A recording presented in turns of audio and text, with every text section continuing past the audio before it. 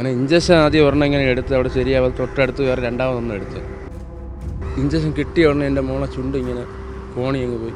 പിന്നെ 2-3 പ്രാവശ്യം അവൾ ഇങ്ങനെ ശ്വാസം എടുക്കാൻ നോക്കി കിട്ടാതെ മയങ്ങി അങ്ങ് വീണാണ് ചെയ്തത്. അങ്ങനെ നേരത്തെ മരിച്ചു. അത് മരിച്ചു. ആ ഇഞ്ചക്ഷൻ കിട്ടിയതോടെ അത് മരിച്ചു. ഡോക്ടർ ഒരു അരമണിക്കൂർ കഴിഞ്ഞപ്പോൾ എന്നെ വിളിച്ച് പറഞ്ഞു, ചേട്ടാ ഇതേപോലെ ആശുപത്രിയിൽ നിന്ന് മരിച്ചാണ് കൊണ്ടുവന്നത്. അലർജി ടെസ്റ്റൊന്നും ചെയ്യാതെ ഡയറക്റ്റ് ഇഞ്ചക്ഷൻ കൊടുക്കുകയാണ് ഉണ്ടായത്. അങ്ങനെ എൻ്റെ മോൾക്ക് പെട്ടെന്ന് ചെറിയും കോണി.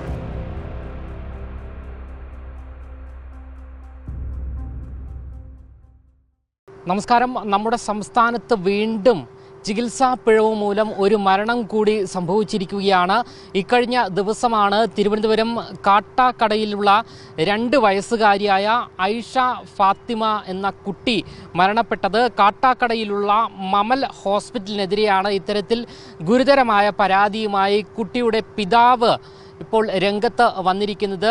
ആര്യനാട് പോലീസ് സ്റ്റേഷനിൽ ഉൾപ്പെടെ നിലവിൽ ഇപ്പോൾ പരാതി നൽകിയിട്ടുണ്ട്. ഇക്കഴിഞ്ഞ ദിവസം കുട്ടിക്ക് മൂക്കൊലിപ്പും ശ്വാസം മുട്ടലും മൂലം ഈ കാട്ടാക്കടയിലുള്ള മമൽ ഹോസ്പിറ്റലിൽ എത്തിക്കുകയായിരുന്നു. ഇതിനെ തുടർന്ന് ഈ ശ്വാസതടസ്സം മാറാനുള്ള ചികിത്സകളെല്ലാം തന്നെ നൽകി. അതിനുശേഷം നൽകിയ 2 ഇഞ്ചക്ഷനെ തുടർന്ന് കുട്ടിയുടെ മുഖത്തിൻ്റെ ഒരു ഭാഗം കോടിപ്പോവുകയും ചെയ്യുന്ന സാഹചര്യം ഉണ്ടാകുന്നു. ഇതിനെ തുടർന്ന് കുട്ടിയുടെ ആരോഗ്യസ്ഥിതി വഷളാവുകയും കുഴഞ്ഞ് വീഴുകയും ചെയ്യുന്നു എന്നാണ് കുട്ടിയുടെ പിതാവ് നമ്മളോട് വ്യക്തമാക്കുന്നത്. എന്തായാലും ഇതിനെ തുടർന്ന് ആശുപത്രി അധികൃതർ കുട്ടിയെ ഉടൻ തന്നെ ആംബുലൻസിൽ കയറ്റുക, അതായത് മാതാപിതാക്കൾ ഒന്നും തന്നെ അവരെ ഒന്നും അറിയിക്കാതെ ആംബുലൻസിലേക്ക് കയറ്റുന്നു. ഇതിനെ തുടർന്ന് പിതാവ് ഈ ആംബുലൻസ് തടയുന്നു. തടഞ്ഞതിന് പിന്നാലെ ഡോക്ടർമാർ ഈ ആംബുലൻസിൽ പിതാവിനെ കയറ്റാൻ തയ്യാറാവുകയും ചെയ്യുകയായിരുന്നു. പിന്നീട് ഇവിടെയുള്ള ഈ കാട്ടാക്കടയിലുള്ള മെഡിസിറ്റി ആശുപത്രിയിൽ എത്തിക്കുന്നു. ഇതിനെ തുടർന്നാണ് മനസ്സിലാക്കുന്നത് കുട്ടി ഈ ഇഞ്ചക്ഷനെ തുടർന്ന് ഇഞ്ചക്ഷൻ എടുത്തതിന് പിന്നാലെ മരണപ്പെട്ടു എന്നുള്ള റിപ്പോർട്ട് പുറത്തു വരുന്നത്. എന്തായാലും ഗുരുതരമായ ചികിത്സാ പിഴവാണ് ഈ മമൽ ഹോസ്പിറ്റലിൽ നിന്നും ഉണ്ടായിരിക്കുന്നത് എന്നാണ് നമുക്കിപ്പോൾ മനസ്സിലാക്കുന്നത്. ഈ ഒരു സാഹചര്യത്തിൽ ഈ 2 വയസ്സുകാരിയുടെ ഐഷ ഫാത്തിമയുടെ പിതാവായ സിദ്ദിഖ് മറുനാടനൊപ്പം ചേരുകയാണ്.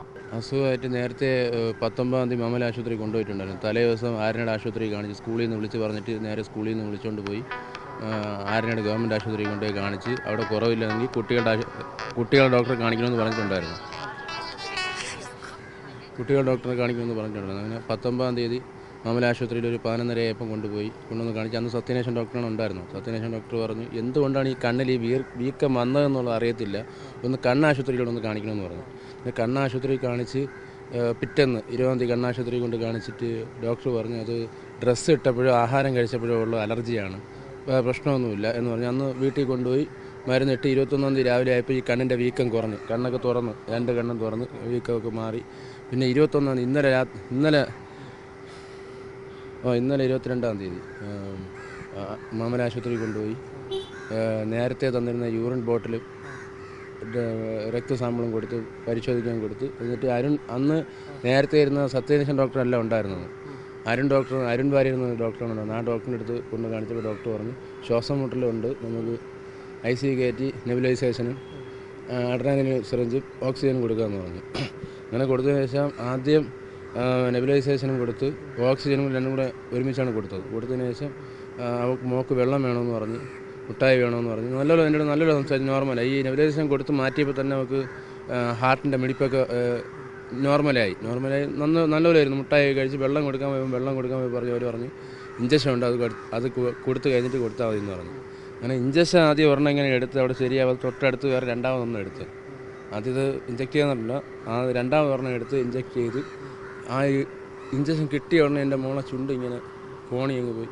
പിന്നെ 2-3 പ്രാവശ്യം അവൾ ഇങ്ങനെ ശ്വാസം എടുക്കാൻ നോക്കി കിട്ടാതെ മയങ്ങി അങ്ങ് വീണാണ് ചെയ്തത്. അപ്പം വൈഫിൻ്റെ കയ്യിൽ നിന്ന് കൊഴിഞ്ഞങ്ങ് വീണു. അപ്പം വൈഫിൻ്റെ കയ്യിൽ നിന്ന് ഒരു ഡോക്ടർ അവിടെ ആ കാഷ്വാലിറ്റി ഉണ്ടാകുന്ന ഡോക്ടർ, അരുൺ ഡോക്ടറല്ല വേറെ ഡോക്ടർ, ആ ഡോക്ടറെ എടുത്ത് അവിടെ കിടത്തി CPR എടുത്ത് നോക്കി, ECG ഒക്കെ എടുത്ത് ഒരു 30-40 മിനിറ്റോളം അവിടെ ഇട്ട് ഡിലേ ആക്കി. നമ്മൾക്കൊന്നും പറയുന്നത് നമ്മളെ വെളിയിറക്കി.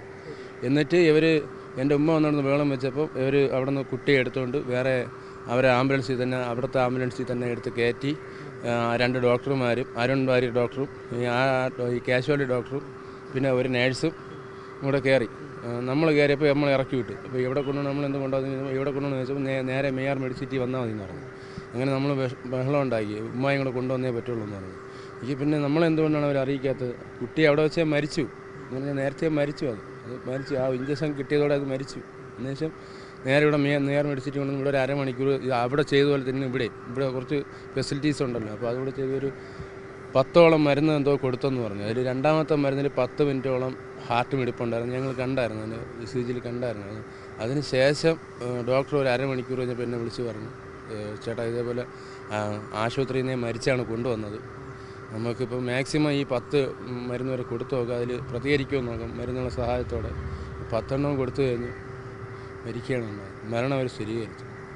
ആ ഇഞ്ചക്ഷൻ എന്താ കൊടുത്തത് എന്ന് മനസ്സിലാക്കിയത് ഇവിടുന്ന് ഹോസ്പിറ്റലിലെ ഡോക്ടർമാരെന്തെങ്കിലും പറഞ്ഞിരുന്നു? ഇല്ല, ഞാൻ അതിനെപ്പറ്റി ചോദിച്ചു, എന്തുകൊണ്ടാണ് ഇങ്ങനെ ഇഞ്ചക്ഷൻ കൊടുത്തിട്ടാണോ മരണപ്പെട്ടത് അല്ലെങ്കിൽ വേറെ എന്തെങ്കിലും കാരണം. അപ്പോൾ അവർ പറഞ്ഞു, ഇപ്പം നമുക്ക് കുഞ്ഞിൻ്റെ ജീവനാണ് പ്രയോറിറ്റി, നമുക്ക് ഇപ്പോൾ അതിലേക്കാണ് കാര്യങ്ങൾ നോക്കുന്നത്, അതൊക്കെ നമുക്ക് പിന്നീട് നോക്കാമെന്നാണ് പറഞ്ഞത്, പിന്നീട് പറയാമെന്നാണ് പറഞ്ഞത്. ഇപ്പോൾ അതാണ് കുഞ്ഞിൻ്റെ എന്ത് ഇഞ്ചക്ഷനാ അങ്ങനെയൊന്നും ഒന്നും പറഞ്ഞില്ല എന്ത് ഇഞ്ചക്ഷനാണ് കൊടുത്തതെന്ന്. അല്ലെങ്കിൽ അവർ ഇഞ്ചക്ഷൻ കൊടുത്ത സമയത്ത് എന്താ ചെയ്യണം? അലർജി ടെസ്റ്റ് ചെയ്യണമല്ലോ, അലർജി ടെസ്റ്റും ചെയ്യാതെ ഡയറക്റ്റ് ഇഞ്ചക്ഷൻ കൊടുക്കുകയാണ് ഉണ്ടായത്. അങ്ങനെ എൻ്റെ മോൾക്ക് പെട്ടെന്ന് ചെറിയും കോണി ശ്വാസം വലിക്കാൻ പറ്റാതെ അങ്ങ് മയങ്ങി വീണു.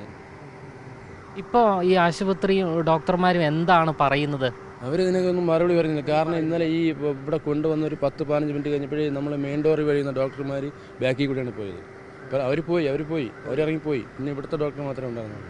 നിങ്ങൾ കേസ് കൊടുത്തോ? മറുപടി ഒന്നും പറയുന്നില്ല. ഇന്നലെ സ്റ്റേഷനിൽ ഇരുന്നു കൊണ്ട് അവിടെ ഹോസ്പിറ്റലിൽ ഒരു 6-7 പ്രാവശ്യം SI വിളിച്ചു. അവർ ഫോൺ അറ്റൻഡ് ചെയ്യുന്നില്ല. MD വിളിച്ചു, അറ്റൻഡ് ചെയ്യുന്നില്ല, ആരും അറ്റൻഡ് ചെയ്യുന്നില്ല. കേസ് കൊടുത്തു.